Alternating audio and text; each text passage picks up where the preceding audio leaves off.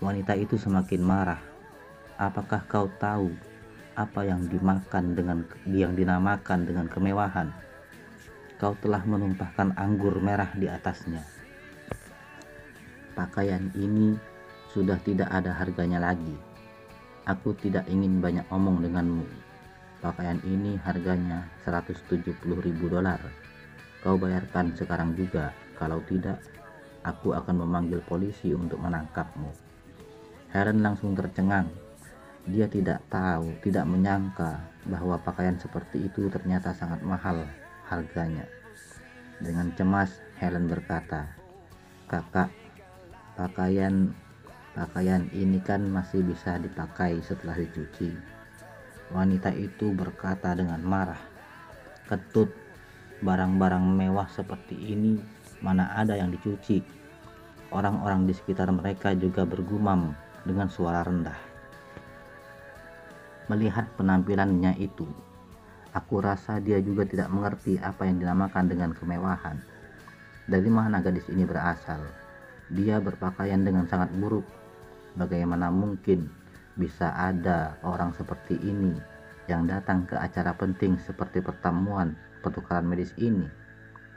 Helen tersipu dan berkata dengan suara rendah, "Kak, barusan aku hanya berdiri di sini dan tidak bergerak. Kau sendiri yang melangkah mundur dan menabrakku. Kau tidak bisa menyalahkanku." Wanita itu langsung berdelik. "Maksudmu, kau ingin menyalahkanku? Oke, bagaimana jika aku meminta satpam untuk menunjukkan video CCTV-nya? Kita lihat siapa sebenarnya yang harus bertanggung jawab atas hal ini." Wajah Helen seketika itu berubah dan dengan cepat dia berkata, Tidak perlu. Aku benar-benar tidak punya uang sebanyak itu." "Tidak ada uang?" Wanita itu berteriak dengan marah. "Ketika kau tidak punya uang, lebih baik panggil polisi saja. Kau bisa mendekam di penjara. Bagaimanapun juga, kau harus menebus kesalahanmu." Seorang wanita di sebelahnya mengangguk-angguk. "Ya, benar. Ada aturan tak tertulis di kalangan masyarakat ini. Jika kau telah melakukan kesalahan, maka kau harus bertanggung jawab. Jangan pikir bahwa dengan menangis dan berpura-pura menyedihkan akan membuat orang merasa kasihan dan simpati kepadamu. Itu hanya akan semakin menunjukkan bahwa kau tidak bertanggung jawab. Aku sudah sering melihat orang-orang seperti kalian. Apa yang kau katakan dan apa yang kau lakukan di belakang itu dua hal yang berbeda. Kelihatannya menyedihkan, tetapi sebenarnya tidak tahu seberapa kelam hatimu. Orang-orang seperti kalian ini sama sekali tidak pantas mendapatkan simpati." Helen sangat panik sehingga dibuat hampir menangis. "Kak, aku datang ke sini karena ada hal penting. Bagaimana kalau aku ganti uangnya setelah aku selesai dengan urusanku di sini? Aku pasti tidak akan berhutang apapun kepadamu." Wanita itu langsung menggelengkan kepalanya. "Tidak, beri aku uangnya sekarang atau aku akan panggil polisi. Hanya 170.000 saja. Kau tidak mungkin tidak memilikinya, kan? Sudah zaman apa sekarang? Masa kau sama sekali tidak punya $170.000? Jangan-jangan kau ini seorang pengemis ya? Pengemis profesional di jalan itu saja punya kartu bank yang isinya ratusan ribu dolar." Orang-orang di sekitar mereka langsung tertawa terbahak-bahak. Bagi mereka, uang $170.000 itu hanya uang jajan saja. Tidak ada yang memperdulikannya. Helen meneteskan air matanya. "Kak, aku benar-benar tidak punya uang sebanyak itu sekarang. Aku akan memberikannya kepadamu nanti. Bolehkah?" "Aku sudah bilang tidak boleh." Wanita itu sangat marah. "Sudahlah, aku tidak mau berbicara lebih banyak lagi denganmu. Panggil polisi saja." Wanita itu lalu mengeluarkan ponselnya. Saat Helen melihat ini, dia langsung berlutut di lantai dengan bunyi gedebuk. "Kak, anggap aku memohon kepadamu. Aku benar-benar sedang terburu-buru. Aku ingin menyelamatkan orang.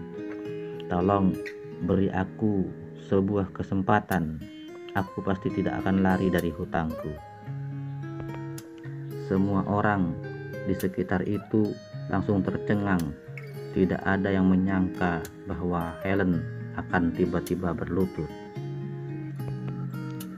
Segera setelah itu, semua orang mulai berbicara dengan riuh redah lagi.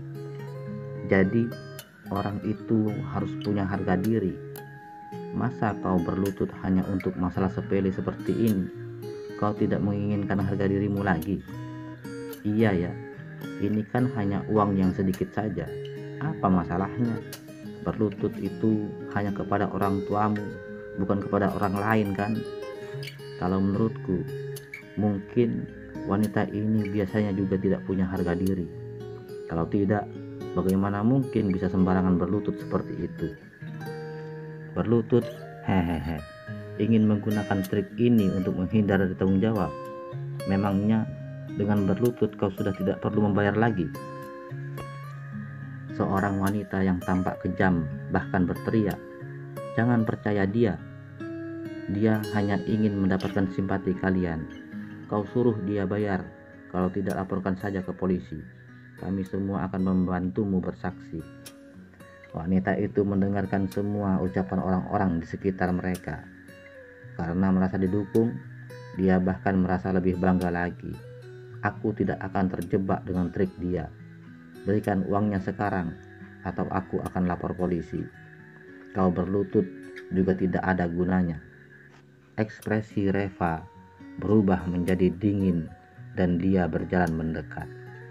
Pada saat ini, ada beberapa orang yang datang ke tempat itu dengan dipimpin oleh manajer Rasha yang bertanggung jawab atas lokasi acara tersebut. "Ada apa? Apa yang terjadi?" tanya manajer Rasha. Wanita itu segera menceritakan apa yang baru saja terjadi dan akhirnya dia berkata, "Jika dilihat dari penampilannya, sepertinya dia juga bukan salah satu dari undangan di sini. Aku sarankan Anda untuk memeriksanya. Apakah dia memiliki kartu undangannya?" Manajer Rasha menatap Helen dan berkata, "Halo, tolong tunjukkan kartu undanganmu." Wajah Helen memerah. Dia meremas ujung pakaiannya dengan kedua tangannya dan tak dapat berbicara. "Aku memintamu untuk menunjukkan kartu undangannya," ujar manajer Rasha dengan suara yang lebih kencang. "Jika tidak, aku akan memanggil polisi." "Masuk ke sini tanpa izin bisa dianggap sebagai pencurian." Tidak, suruh Helen. Aku masih omong kosong apa? Cepat panggil polisi," ujar wanita itu sambil memaki. "Sekali lihat aku langsung tahu bahwa orang ini licik. Dia pasti seorang pencuri." Semua orang di sekitar tempat itu juga ikut berteriak, "Ya, panggil polisi saja. Bagaimana bisa seorang seperti dia masuk ke tempat mewah seperti ini? Seret dia keluar agar tidak mengotori tempat ini." Wajah manajer Rasha tampak muram saat dia mengeluarkan ponselnya dan tiba-tiba Helen bangkit dan melarikan diri. Beberapa satpam itu segera mendorong Helen ke lantai dan wanita itu bergegas menghampiri dan menampar wajah Helen. "Dasar jalang, mau lari? Aku sudah menduganya sejak awal bahwa kau pasti bukan orang baik-baik. Kau pikir dengan melarikan diri kau tidak perlu bayar lagi? Aku kasih tahu, jangan mimpi. Aku akan menghajarmu sampai mati." Wanita itu lalu mengangkat tangannya untuk memukulnya, tetapi pada saat ini sebuah tangan meraih lehernya. Dan sebelum wanita itu bisa memahami apa yang terjadi, dia telah diangkat ke samping. Segera setelah itu, sebuah kaki ditendangkan ke perut bagian bawahnya, dan wanita itu ditendang ke lantai. Reva yang melakukannya. Lalu dia menghampiri Helen dan menatap satpam itu dengan dingin. "Lepaskan orangnya." Melihat ini, manajer Rasha tertegun sejenak dan berkata, "Tuan, ini adalah..." "Aku katakan sekali lagi," Reva berkata dengan dingin, "lepaskan orangnya." Manajer Rasha sangat marah. "Tuan, aku tidak peduli siapa sebenarnya dirimu, tetapi dengan menghajar orang, apalagi meminta kami untuk melepaskan pencurinya, ini sama sekali tidak mungkin." "Tidak mungkin?" Reva mencibir. Tiba-tiba dia meraih leher manajer Rasha dengan punggung tangannya, mengangkatnya lalu berteriak, "Sekarang sudah mungkin belum?" Saat beberapa satpam melihat situasi ini, mereka segera bergegas, "Lepaskan manajer kami." Reva tidak melepaskannya. Alih-alih, dia malah meninju dan menendang mereka. Dengan cepat dia telah merobohkan semua satpam yang ada di sana. Semua orang yang berada di sekitar tempat itu langsung tercengang. Tak ada seorang pun yang menyangka bahwa Reva memiliki kemampuan yang luar biasa. Reva melemparkan si manajer Rasha itu ke samping, lalu menarik Helen ke belakangnya. Dia berkata dengan lembut, "Apakah kau baik-baik saja?"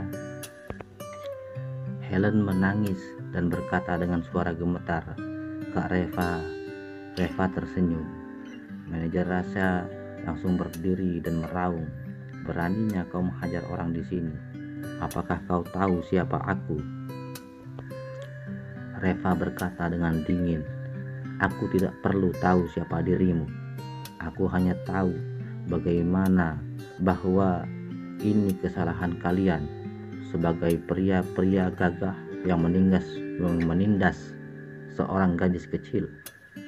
Manajer Rasha berkata dengan marah, "Dia adalah seorang pencuri. Kami hanya menangkap seorang pencuri. Apa masalahnya?" Reva bertanya balik, "Bagaimana Anda membuktikan bahwa dia adalah seorang pencuri?" Manajer Rasha, "Dia tidak punya kartu undangan, jadi dia menyelinap masuk. Bukankah ini namanya pencuri?" jelas manajer Rasha. Reva langsung berkata, "Dia datang bersamaku." Ini manajer Rasha tidak bisa berkata-kata. Mereka yang memiliki kartu undangan memang bisa membawa orang lain masuk. Manajer Rasha masih tetap mengoceh. "Kalau begitu, kau juga tidak bisa sembarangan menghajar orang." Reva menunjuk wanita itu dan berkata, "Lalu, mengapa kau tidak berbicara ketika dia memukuli orang lain?" Manajer Rasha terdiam dan tanpa canggung. Dan pada saat ini, sebuah suara mengejek terdengar. Wanita itu memukul orang karena orang itu memang sudah sepatutnya dipukul. Sedangkan kalau kau yang menghajar orang, sudah pasti itu salahmu. Semua orang langsung menoleh dan melihat sepasang pria dan wanita sedang berjalan mendekat sambil tersenyum. Mereka adalah Xavier dan Kesia. "Kakak iparku sayang, kita bertemu kembali," Xavier berkata sambil tersenyum. "Kita ini benar-benar berjodoh ya." Reva segera mengerutkan keningnya. Kedua orang ini ingin berbuat onar apa lagi? Salah seorang yang berada di tempat itu mengenali Xavier dan Kesia, dan orang itu bertanya dengan penasaran, "Kakak Su, apakah kau kenal mereka?" "Tentu saja." Xavier segera tersenyum dan berkata, "Namanya Reva, dia adalah kakak iparku." "Adikku Nara, kalian tahu kan? Waktu itu dia mencari pria untuk menikah ke dalam keluarga kami. Dan Reva ini adalah menantu sampah yang tidak berguna itu." Begitu ucapan ini dilontarkan, semua orang yang berada di ruangan itu langsung gempar. Ternyata dia, ya Tuhan, Aku memang pernah mendengar bahwa Nara telah menikah dengan seorang pria yang tak berguna. Ternyata seperti ini orangnya. Kelihatannya biasa-biasa saja, tidak ada yang istimewa. Hanya menantu sampah saja, sikapnya sombong sekali. Masih ada aturan tidak sih? Mata manajer Rasha langsung cerah kembali karena barusan dia dibuat ketakutan oleh Reva. Dia mengira Reva adalah orang terpandang, jadi dia tidak berani sembarangan. Tetapi melihat situasinya sekarang, ternyata Reva tidak ada backingan apa-apa. Bahkan keluarga Su yang berada di belakang Xavier juga bukan siapa-siapa. Tuan Muda Su, apakah keluarga Su mau bertanggung jawab atas urusannya? Tanya manajer Rasha dengan dingin. Dengan cepat Xavier berkata, "Manajer Rasha, kau jangan salah paham. Urusan dia tidak ada hubungannya denganku. Kami telah pisah rumah. Mereka bukan lagi anggota keluarga Su kami. Tetapi manajer Rasha, aku sarankan kau untuk memeriksa kartu undangannya. Setahu aku, keluarga mereka tidak menerima kartu undangan. Reva ini hanya seorang petugas kebersihan di rumah sakit saja. Bagaimana mungkin dia bisa datang ke tempat yang begitu mewah?" Dengan cepat, Kesia juga berkata, "Saat kami masuk tadi, dia sempat dicegah oleh satpam di luar karena tidak punya kartu undangan. Tetapi dalam sekejap mata, dia sudah bisa masuk ke sini. Jangan-jangan kedua orang ini adalah satu komplotan." Pertanyaan ini membuat semua orang gempar kembali. Menantu sampah, orang tak berguna, petugas kebersihan. Dengan begitu banyak gelar yang ditambahkan, sekaligus membuat semua orang semakin membenci Reva. Ekspresi manajer Rasha menjadi dingin. Lalu dia menunjuk Reva dengan telunjuknya dan memaki, "Dasar bajingan, aku pikir kau sangat hebat, ternyata tidak ada apa-apanya. Kau tadi bilang kau yang membawa gadis ini masuk. Oke, perlihatkan kartu undanganmu, aku akan memeriksanya." Reva berkata, "Aku tidak punya kartu undangan." Manajer Rasha tertegun sejenak lalu memaki, "Dasar brengsek, kau jujur sekali ya. Kalau kau tidak punya kartu undangan dan menyelinap masuk ke sini, berarti kau adalah seorang pencuri. Masih berani menghajar satpam dan orang-orang di sini lagi. Kau ini mau merampok ya? Pengawal, panggil polisi. Cepat panggil polisi. Dasar bajingan, kalau aku tidak membuatmu mati kali ini, aku akan mengikuti nama keluargamu."